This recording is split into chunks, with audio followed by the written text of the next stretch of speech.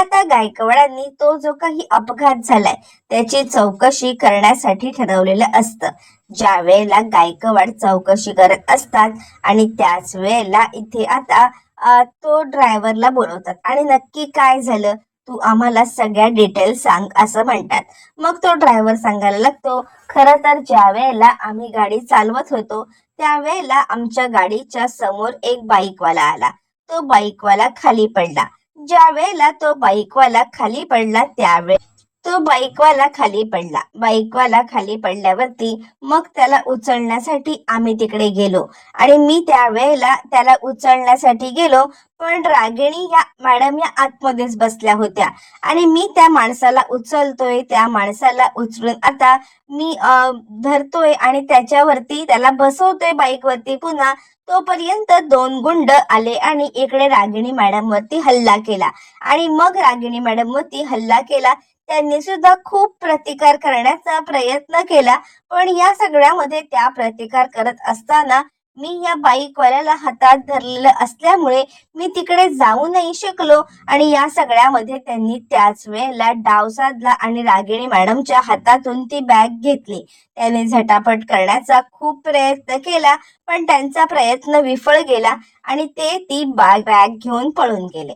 असं म्हणत जी घडलेली घटना म्हणजे त्याला जे काही दाखवण्यात आलेलं असतं ते सगळं तो आता कोर्टाच्या समोर सांगतो आणि या सगळ्यामध्ये आता इकडे तो घडलेली घटना सांगतो. हे सगळं रागिणीचं प्री प्लॅन असतं, कारण ड्रायव्हरला आपल्या हाताशी ठेवून किंवा ड्रायव्हरला या सगळ्यामध्ये आता एक मोहरा म्हणून वापरत रागिणीने हा प्लॅन केलेला असतो. मग त्यावेळेला गायकवाड म्हणतात, हे बघा हे सगळं जरी घडलं असलं तरी तुम्ही तिकडे जाऊन मदत का नाही केलीत? यावर तो म्हणतो, म्हटलं ना मी की जो बाईकवाला खाली पडला होता ना त्या बाईकवाल्याला आम्ही आता सावरत बसलो होतो. असं म्हटल्यावर ती गायकवाड सगळी आता पाहणी करतात आणि ते म्हणतात, मी खरं सांगू का तर हा प्री प्लॅन आहे. जर का यांच्या गाडीच्या समोर एखादा माणूस फरफटत पडलाय तर या सगळ्यामध्ये तो ज्या वेळेला फरफटत तिकडे येईल त्यावेळेला या सगळ्यामध्ये आता गोष्टी बिघडतील ना. फरफटण्याचे निशाण दिसतील आणि त्याचबरोबर तो लांबपर्यंत घासत जाईल पडल्यावरती, पण असे कोणतेही निशाण इकडे दिसत नाहीयेत. याचाच अर्थ हा होतो की हा सगळा प्री प्लॅन आहे. मुळातच या सगळ्यामध्ये आता हा ऍक्सिडेंट घडवून आणलेला आहे. बोल, तुझं काय हात आहे याच्यामध्ये? तुला माहिती होतं ना की त्याच्यामध्ये कॅश होती ती, मग तुला माहिती होतं कॅश होती म्हणूनच तू तुझ्या माणसांना बोलवलंस ना आणि तुझ्या माणसांना बोलवून या सगळ्यामध्ये तू आता हे बोलायला लावलंस ना आणि तू ही चोरी केलीस ना, बोल लवकर. यावरती तो सांगायला लागतो, सर अहो असं काय करताय? त्याच्यामध्ये कॅश होती हे मला कसं माहिती असेल? मला बिलकुल माहिती नाहीये की या सगळ्यामध्ये कॅश होती ते. मला जर का या सगळ्यामध्ये कॅश होती हे माहिती असतं तरी सुद्धा मी असं का करेन? यावरती गायकवाड म्हणतात, ते का करेन कसं करेन हे आम्हाला खरंच काही माहित नाहीये, पण या सगळ्यामध्ये आता एक गोष्ट करायची आहे की याला सेलमध्ये न्या आणि याची अशी चौकशी करा ना की या सगळ्यामध्ये आता हा बोलला पाहिजे, काय खरं काय खोटं हे सगळं आता त्याच्या समोर आलंच पाहिजे. असं म्हणत आता त्या ड्रायव्हरला गायकवाडांनी संशय आल्यामुळे त्याला सुद्धा आता जेलमध्ये टाकलेलं असतं आणि या सगळ्याची चौकशी करण्यासाठी आता पुढचा प्लॅन केला जातो. त्यावरती मग आता इकडे सांगायला लागतात, गायकवाड काहीतरी गडबड आहे. यावरती मग आता भूमी सांगते, या सगळ्यामध्ये रागिणी आत्याचा हात असणं शक्य आहे. रागिणी आत्याने या सगळ्यामध्ये या गोष्टी केल्या असतील असा मला पूर्णपणे डाऊट आहे. असं म्हटल्यावरती इकडे यावरती भूमी सांगायला लागते, हा सगळा रागिणी आत्याचा प्लॅन असण्याची शक्यता आहे. यावरती गायकवाड म्हणतात, बघूया ना या माणसाला तर आपण आतमध्ये टाकले, आता या संदर्भातल्या बाकी सगळ्या आता चौकशी आपण करायची आहे. असं म्हटल्यावरती मग आता इकडे आकाश असतो आत्याची काळजी घेत आणि त्याच वेळेला रागिणी सांगत असते, बास रे आकाश, नको, बस झालं, असं म्हणत ती आता आकाशला आपल्याला ज्यूस नको असं सांगत असते. पण त्याच वेळेला आकाश तिला सांगत असतो, आत्या, अगं स्वतःची काळजी घेतली नाहीस तर कसं होईल, असं म्हणत तो आता रागिणीला ज्यूस देत असतो. मग तिकडे आता भूमी येते आणि काय झालं, आत्यांची तब्येत ठीक आहे ना, असं म्हणत ती ज्यूसचा ग्लास घेते आणि रागिणीला ज्यूस देण्यासाठी समोर येते.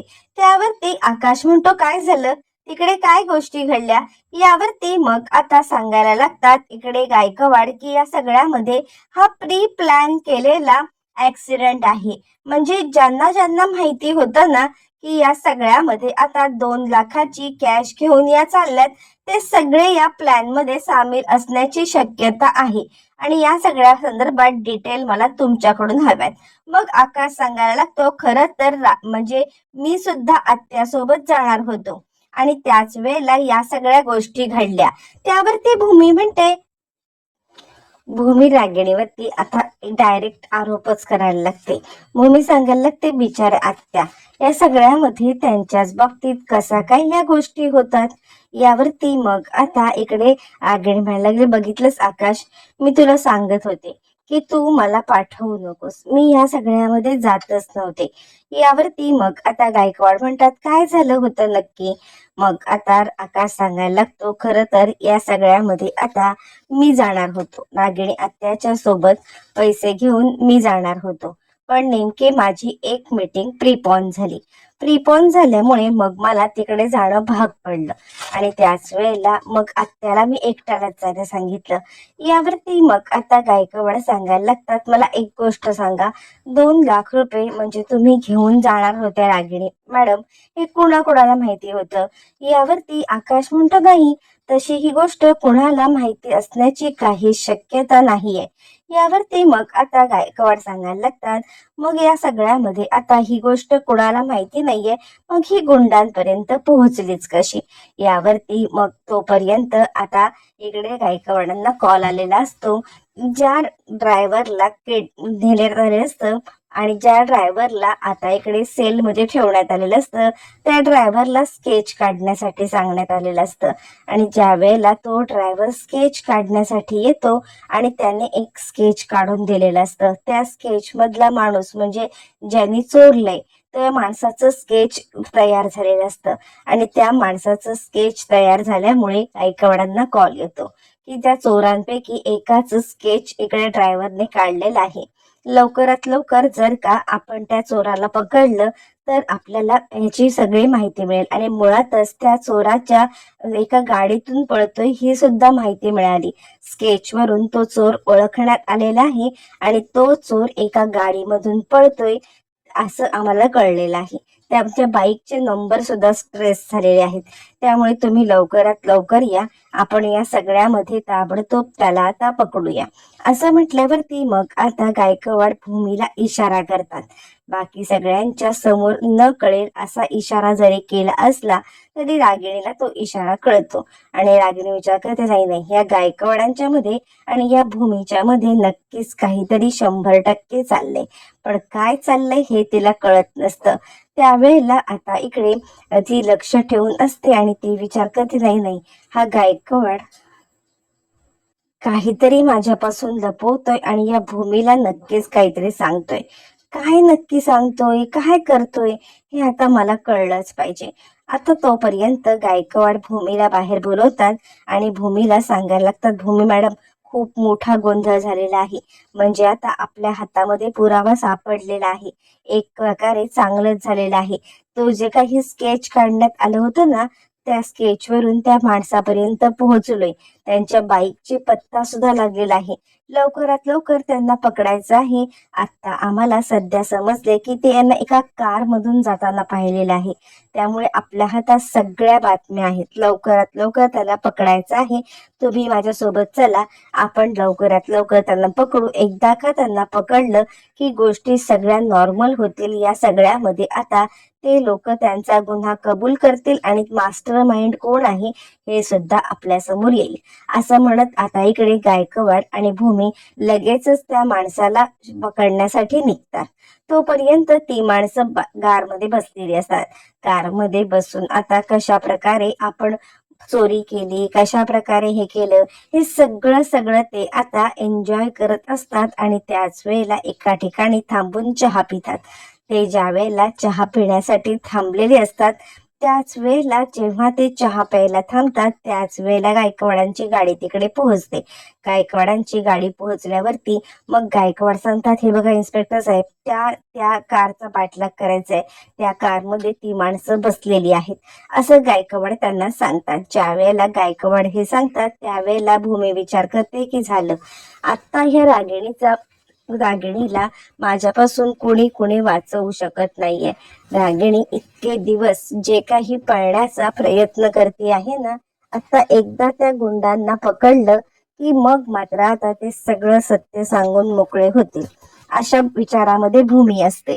तोपर्यंत इकडे आता गायकवाड खाली उतरतात. खाली उतरून गायकवाड ते आता कारला पकडण्यासाठी निघतात. ज्या वेळेला ते कारला पकडायला निघतात त्याच वेळेला खूपच मोठा धमाका होतो आणि जोरदार आवाज येतो.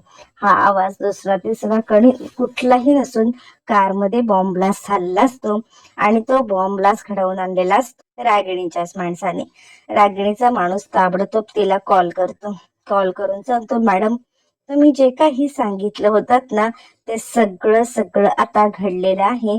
तुम्ही म्हटल्याप्रमाणे सगळ्या गोष्टी झाल्यात, असं म्हणत तो आता सांगायला लागतो. मग फ्लॅशबॅक मध्ये आपल्याला दाखवलं जातं की नक्की काय झालेलं होतं.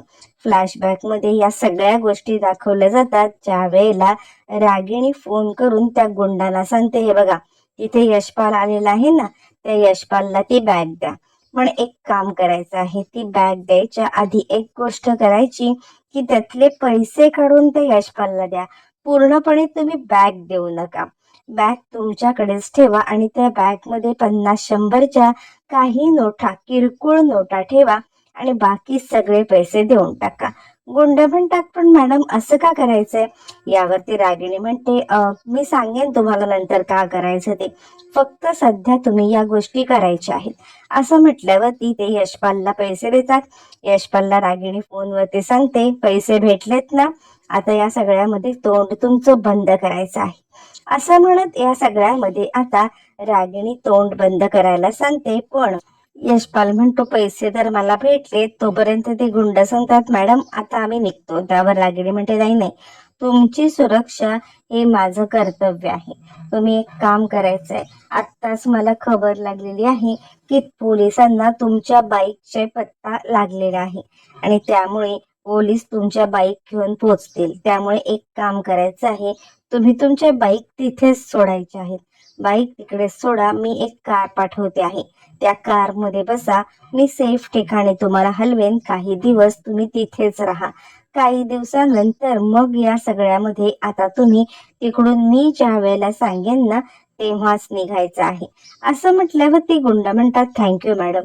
त्याला वाटतं की रागिणी आपली काळजी घेते, पण ही रागिणी त्यांची काळजी न घेता आपण स्वतः कसे ह्या केसमध्ये अडकणार नाही याची काळजी घेत असते. त्याच वेळेला मग ते गुंड फोन ठेवतात आणि कारमध्ये बसतात. यशपालला रागिणी सांगते, तडक तिकडून निघायचं आणि कोणत्याही प्रकारचं पोलिसांच्या ताब्यात अडकायचं नाहीये तुला, कळतंय? हे पैसे बाजूला घेऊन निघून जा. 20 लाख रुपयाची बॅग निघते ती, म्हणजे यशपालच्या इथे बॅग नाही, फक्त पैसे. बॅगेमध्ये 10-50च्या नोटा ठेवून रागिणी ती बॅग आता कारमध्ये ठेवायला सांगते आणि मग रागिणी आपल्या माणसाला कॉल करून त्या कारमध्ये बॉम्ब स्फोट घडवून आणते. रागिणीने हा सगळा ड्रामा केलेला असतो ते म्हणजे आपण निर्दोष ठेवण्यासाठी. ज्या गुंडांची मदत घेतलेली असते त्याच गुंडांना या सगळ्यामध्ये नेस्तनाभूत करून ते मारून टाकलेलं असतं, जेणेकरून या सगळ्यामध्ये आता गुंड कोणत्याही प्रकारे तिला आता म्हणजे किंवा गुंडांना कोणत्याही प्रकारे पोलिसांनी पोहोचू नये. आता गुंड इकडे 2-3 गुंड असतात, त्यातला एक गुंड ऑन द स्पॉट जातो. दोघांच्या मध्ये थोडाफार जीव बाकी असतो आणि त्याच वेळेला मग आता इकडे गायकवाड सांगत असतात, भूमी मॅडम आपण पोहोचेपर्यंत हा सगळा फ्लॉप झालेला आहे प्लॅन. म्हणजे आपण इथे पोहोचणार त्याच्याच आधी हा सगळा ड्रामा घडलेला आहे.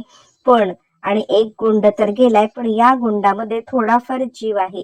या सगळ्यामध्ये मास्टर माइंड कोण आहे हे शोधून काढणं जर यांनी आपल्याला सांगितलं ना तर नक्कीच शक्य होणार आहे. असं म्हणत मग मात्र या सगळ्यामध्ये आता पोलीस इन्स्पेक्टर त्याला विचारायला लागतात, बोल तुला या सगळ्यामध्ये कोणी हे सगळं करायला सांगितलेलं होतं? कोणी तुला सांगितलं होतं आणि कोणाच्या सांगण्यावरून हे सगळं केलंस? असं म्हणत त्याला विचारलं जातं. पण आता तो गुंड काही बोलणार तितक्यात त्याचा सुद्धा जीव जातो. मग आता गायकवाड सांगायला लागतात, नाही आपल्या हातात काही लागलंच नाही. तरी सुद्धा एक शेवटची आशा म्हणून डॉक्टरांना बोलवलं जातं. डॉक्टरांना त्याला चेक करण्यासाठी सांगितलं जातं. ज्या वेळेला डॉक्टरांना चेक करण्यासाठी सांगितलं जातं त्यावेळेला डॉक्टर म्हणतात, नाही सॉरी ते ऑन द स्पॉटच गेलेले आहेत, त्यांच्यामध्ये जीवच नाहीये. असं म्हणत डॉक्टरांनी या सगळ्यामध्ये आता सगळ्या गोष्टी क्लिअर केलेल्या असतात आणि त्यामुळे तो गुंड गेलेला असतो. मग आता इकडे रागिणी हॉस्पिटलमध्ये असते. तितक्यात तिथे आजी तिला भेटायला येते आणि काय चाललंय, माझ्या मुलीच्या मागचे आता व्याप काही संपतच नाहीये. म्हणजे माझी मुलीला ज्या कोणी त्रास दिलाय ना त्याचं वाटोळं वाटोळं होऊ दे. जो कोणी चोर होता इतके पैसे चोरले ते चोरले, परत माझ्या मुलीवरती पण हल्ला केला त्याचं वाटोळं होऊ दे. रागिणी म्हणते, ए माझी आई. मनातल्या मनातच रागिणीचा विचार चालू असतो की का तू शिव्याशाप देतेस? या सगळ्यामुळे मला त्या शिव्याशाप भेटतायत. मला या सगळ्यामुळे आता हे सगळं लागतंय. बस कर त्या चोराला शिव्याशाप देणं. तुला जरी माहिती नसलं तरी मी ती चोरी केलेली आहे. असं म्हणत या सगळ्यामध्ये आता रागिणी बोलत असताना तिकडे आता भूमी येते. भूमी आल्यावरती आकाश म्हणतो, काय झालं, सापडले का ते गुंड? त्यावरती गायकवाड पाठोपाठ येतात आणि नाही आपण थोडक्यासाठी चुकलेलो आहोत. त्या गुंडांच्या कारचा बॉम्ब ब्लास्ट झाला. म्हणजे त्या गुंडांनी या सगळ्यामध्ये आता मोठा बॉम्ब ब्लास्ट केला. त्यांनी नाही केला, त्यांचा जो कोणी गुरु असेल ना त्यांनी हा बॉम्ब ब्लास्ट घडवून आणलेला आहे. आणि हा बॉम्ब ब्लास्ट त्यांनी घडवला. त्याचबरोबर आता ते गुंड सगळे गेले आणि त्याच्यामध्ये आम्हाला एक बॅग सुद्धा सापडली. असं म्हणत रागिणीने जे मास्टर माइंड दाखवत जी बॅग ठेवायला सांगितलेली असते 50-100 रुपयाचे नोटा ठेवून, ते सगळं सापडलेलं असतं. आकाश म्हणतो, हीच ती बॅग आहे. हीच बॅग आता घेऊन आत्या निघाली होती. रागिणी म्हणते, हो हो हीच ती बॅग आहे. ही बॅग तुम्हाला कुठे सापडली? यावरती आता इकडे तो लगेचच सांगायला लागतात गायकवाड की हीच ती बॅग आहे जी आम्हाला त्या कारमध्ये सापडली.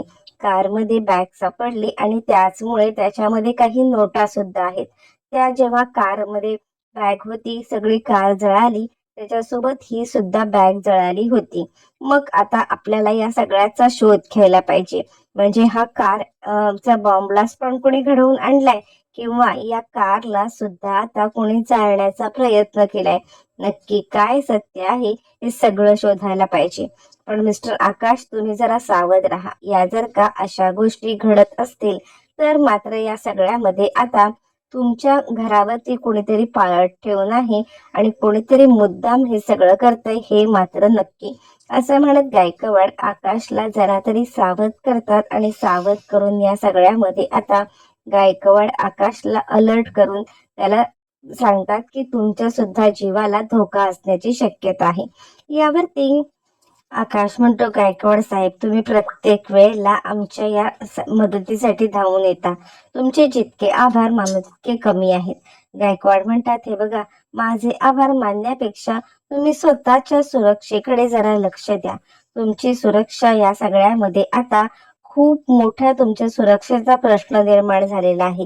कारण तुम्ही जर का घरामध्ये 20 लाख रुपयाची कॅश ठेवलीत, ही कॅश तुम्ही म्हणताय तुम्हाला स्वतःलाच माहिती होती आणि त्यानंतर रागिणी आत्यांना तुमच्या दोघांना जर का ह्या कॅशचं सत्य माहिती होतं तर ते सत्य तुमच्या घरातून कसं बाहेर पडलं ही सुद्धा गोष्ट आता विचार करण्यासारखी आहे. असं म्हणत गायकवाड आकाशला या सगळ्यामध्ये हिंट देत असतात की तुम्ही जे काही करताय ना किंवा तुम्ही या सगळ्यामध्ये जे काही ठरवताय ते सगळं बाहेर समजतंय. कोणीतरी घरचा भेदी असू शकतो अशी आकाशला हिंट आता गायकवाडाने दिलेली असते. त्यानंतर काळजी घ्यायला सांगून गायकवाड निघून जातात. पण इकडे भूमी काही गप्प बसत नाहीये. रागिणीचं सगळं कारस्थान तिला त्या आकाशच्या समोर आणायचं असतं आणि ती विचार करते, रागिणी आत्या तुम्ही कितीही कारस्थानीपणा जरी केलात ना तरी या सगळ्यामध्ये आता मी तुमचं तुम्हाला हा व्हिडिओ आवडला असेल तर लाईक करा, शेअर करा आणि चॅनलला सबस्क्राईब करा. बेल नोटिफिकेशन ऑलवर सेट करा जेणेकरून सगळ्या नव्या व्हिडिओंच्या अपडेट्स तुम्हाला मिळतील. तुमच्या प्रतिक्रिया आणि कमेंट्स नक्की कळवा.